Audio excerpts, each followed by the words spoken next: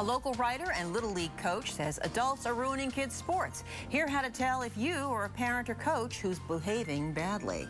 And Noah Griffin tells us how falling in love saved his life and helped him dramatically change careers, both after age 60. I'm Susan Sikora, and that's on Bay Area Focus next.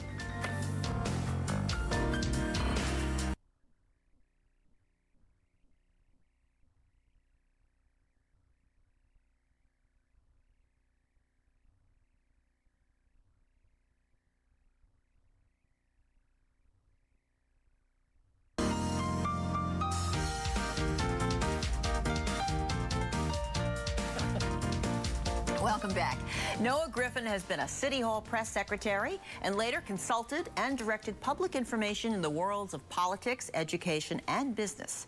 He hosted programs on local radio and TV, including the CW's own Black Renaissance, now hosted by Brenda Wade. On a very different career path, now as a professional musician, Noah will also add instructor duties at Dominican University come this fall. And it all happened to him after 60 with a stroke and a stroke of luck. Noah Griffin, welcome back. It's good to be here. Good to see you. Okay, now, first of all, let's talk about the stroke of luck, all right? You have now been married how many years to Meredith? 5 years. Okay, tell me the story of how you met her. Well, it was about 6 years ago. There were floods in Marin County. It was New Year's Eve, and we were supposed to go out with other people. And what happened was the other people decided not to go, so we were the third wheels in a double date situation. You both got kind of stood up. That's absolutely at the last right. minute. Okay. So 11:15 at Paradise Bay in Sausalito, we meet. And we start talking. I go up on stage and sing, so she thinks I'm the band singer. So I ask her out the next day, and Kevin Starr, a friend of mine, started asking me questions that make me sound smart. So she said, well, you're more than just a band singer. I thought you were just fling material. So fling material. Noah. So we dated for 3 weeks, and I had a stroke, and I called her up, and I drove up with my right side, which was not paralyzed, to the parking lot where she lived. Wow. She came to the car, got me, hobbled me into her place, put the symptoms in the internet, diagnosed what it was, gave me aspirin, called a friend of mine who was a doctor who convinced me not to sleep. All I wanted to do was sleep. Drove past one hospital to get to the other because she thought I could get better treatment there, and basically saved my life. 3 days later, I started to respond on my left side. I still have a little bit of numbness. And then after that, I went on a huge weight loss and health campaign. So now I'm healthier than I've ever been, not only because of the weight loss and paying attention to my health, but I'm doing the things I put off doing for 35 years. Yeah. I was in government, politics, and media. Now I'm writing, singing, and lecturing and doing what I love to do. Okay, we're going to get to that in a second. Tell me just a little bit more about falling in love after 60, because I would think, first of all, I'm guessing this was not something you expected. I mean, it'd be nice, well, no, I was but going through a divorce, and she'd been single for 33 years and wasn't going to get married again. I thought she was much younger than I. In fact, I asked her, I said, what's the oldest guy you'll date? She said, oh, between 50 and 59. I said, I'm 60, thinking she was 47. She said, I'm 62. You're my boy toy. Well, the women tend to stay in better shape. I hate to sound sexist, but... Well, they do. Yeah. They do. They Go to a class reunion, you'll see what I'm talking about, okay? Now, was it different for you, though, in terms of you've been in love before? Obviously, Yeah. You've been in other relationships. You were married before. So you've experienced being in love. Why was it different, or was it different well, the first thing at 60? I fell in love with was her library. You know, books on politics, religion, philosophy, biography. She was the same, basically around the same age that I was, so we stayed at the same landmarks in our life. Great sense of humor, great outlook. So it's like being married to your best friend. And it's wonderful. It's just been the best time of my life. Okay, so you decided then, after the two of you got together, you got married. Yes, we did. And you changed the direction of your, you had been press secretary to Mayor Jordan in City Hall. You were, I mean, you've been in public information officer for every place I can think of. And all of a sudden you decide, now you had written this, wait, you had written the song for the Golden Gate Bridge a while back, yes? A while back, I started off in life to become a singer. I got waylaid along the way, so I spent 35 years in government, politics, and media. But she heard one of my albums, and she says, why aren't you famous? Yeah, but okay, but now wait a minute. This is competitive. The arts are competitive, all right? And... But they are competitive, but doing whatever you want to do is not competitive. Okay. George Burns once said, I'd rather be a failure doing something I love than a success doing something I hate. Okay, but even Oprah Winfrey, who left the air weeks ago now, in her last show said, you've got to find your mission, which you have, you've got to find your passion and all that. But she said, I understand you have to make a living. And that line kind of just, you know, and that kind of got tossed, you know, a little bit. It was there, okay? But the bottom line is most of us do have to make a living, and we can't do it necessarily pursuing our our passions.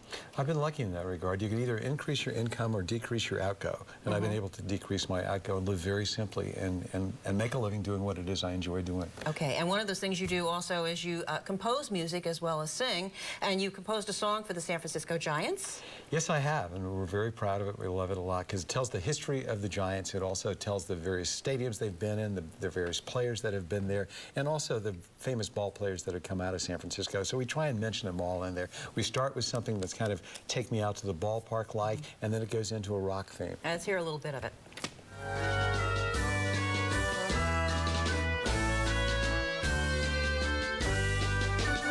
I remember the day when the team used to play at the old Seals Stadium.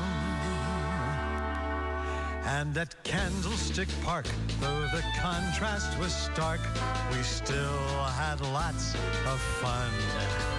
Now we've moved to downtown, and the one thing we found, if you build it, they will come. It's no longer a dream, we're a World Series team in this new millennium.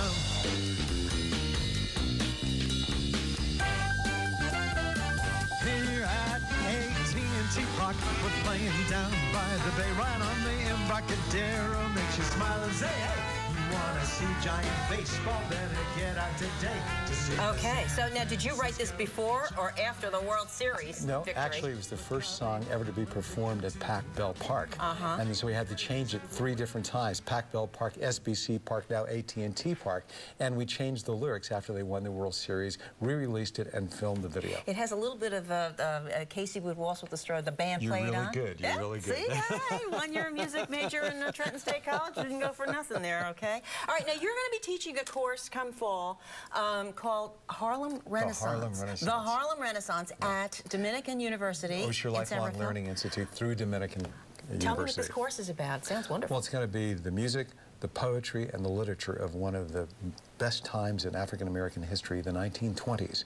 When I went to school at Fisk University in the 1960s, there were a couple of people that were famous from the Harlem Renaissance that were teaching at school. Arna Bond Thompson, Aaron Douglas. One was a writer and the other was a painter.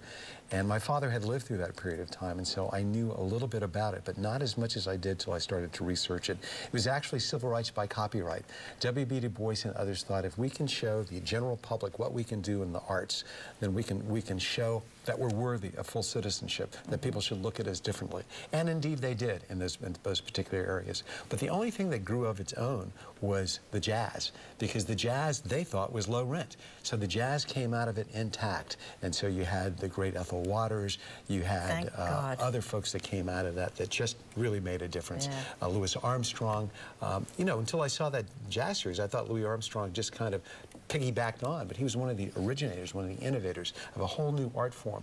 His spirituals were an art form which were dying out until the 1920s because blacks were ashamed of them. And then in the 1920s, you know, Paul Robeson and others said, we should be, Marian Anderson, we should be proud of this art form, and it continued on. So you're going to expose the students to that. I assume this is a limit, is it one course or one class or several classes? There'll be 6 classes over a period of time. And so and anybody when you can say take students, they're mostly adults and a lot of retirees. Anybody can sign up and take it. Wow. But we're going to have a lot of fun with it. And the good thing is the folks are old enough to bring their own memories to what happened to the period of time. All right, sounds like you're busy. Give our best to Meredith. She's the best. Good for you. God bless you both. All right, NoahGriffin.com. NoahGriffin.com. Listen for his music. Listen for his songs. Read his writing. You writing for the IJ? I'm writing for the Marin IJ. Marin IJ. Okay. You can read his writing. You can hear his music. You can take his course. He'll be around. Okay. Thanks, Noah. Thank you. I'm Susan Sikora. We're going to close with more of the Golden Gate Bridge. Thanks for watching.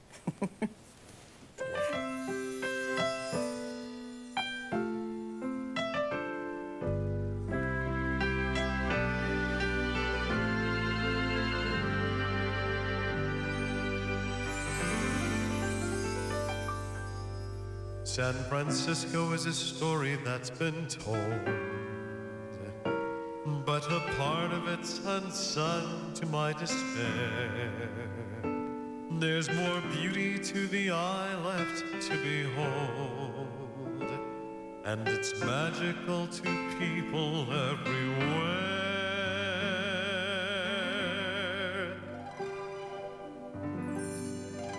her mystical wonder, the ships passing under, her golden towers reaching to the sky.